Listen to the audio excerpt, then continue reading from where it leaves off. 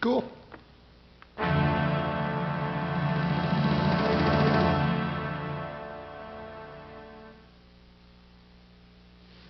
SX-70 manipulation involves taking a blunt object and applying pressure to a still developing Polaroid. Let me show you how it's done. With SX-70 manipulation, you really need items that you can manipulate the image with to push the image around. The tools that are used for this process really vary from the low-tech, which could be a wooden stick that's been sharpened on one side and flattened on the other, to burnishing tools for press-on type. These are becoming harder and harder to find. These are sculpting tools, which come in various shapes from either a wire end to a thicker end, and that's pretty much it. You also may want textured materials, such as coarse sandpaper, in which we can apply a texture to the print, and I'll show you how to do that. So the first thing we need is the photograph.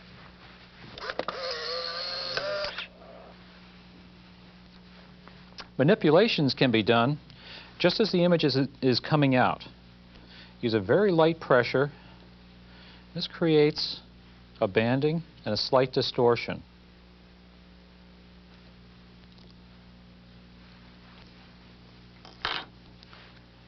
At this point, as the image is coming out, it's a good time, if you want to create something with texture, place something that has texture underneath, in this case, coarse sandpaper.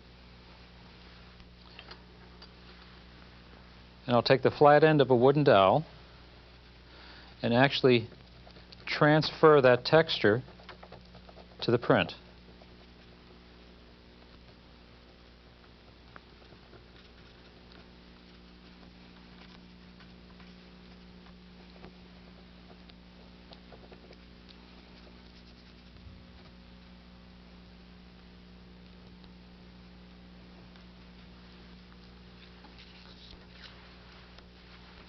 Now, during the first couple of minutes of the image developing, the image is very fragile.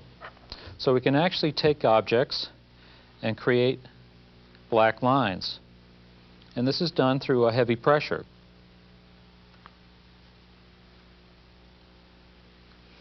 At the same time, there is a white pigment in between the layers, and I can take this and with slight rubbing push that back into the black area and create white lines.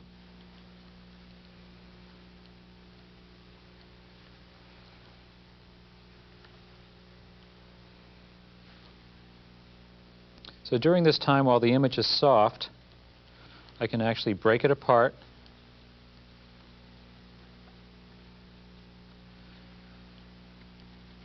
and create colors in the emulsion that didn't exist before. Now we'll give the print another minute or so for the actual emulsion to harden a bit so that I can now do blending. Now as the image comes up and sets more, it becomes a little harder, which allows light pressure to actually push it around.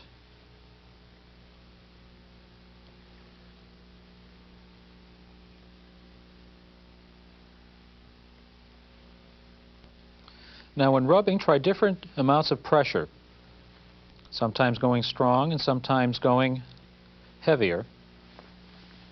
Using different types of points, you can get different images, different effects.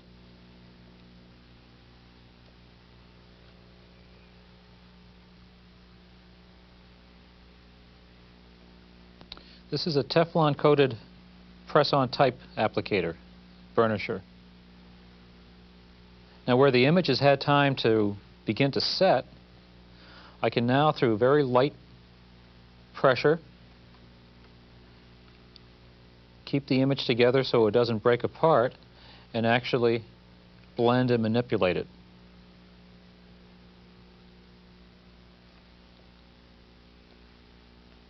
If we want to highlight, we can place a highlight here.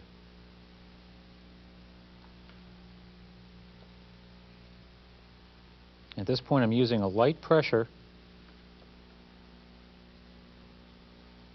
and pushing the layers around. So for the next 5 minutes, I'd be able to take the time zero film and manipulate it. As time goes on, it becomes harder and harder, which allows more subtle effects to be done. And after the image has come up completely, you can actually freeze the material and come back to it weeks later. All it takes is a hairdryer to warm it up.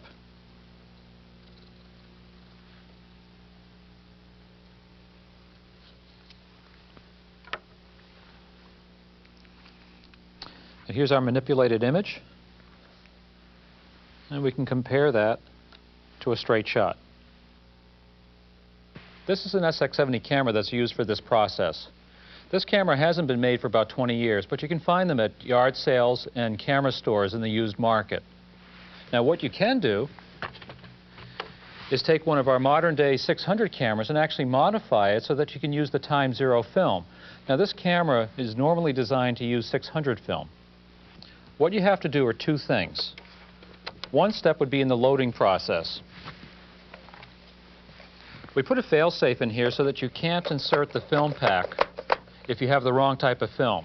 So what you need to do is take an old print or a dark slide, insert it about halfway, and then place the film pack over it. That allows the film pack to ride over the guides. Then to compensate for the film speed difference, you need a 2-stop neutral density filter that you just tape over the electric eye. Now you have a camera that's been modified to use the time zero film, a much better choice over the 600 film.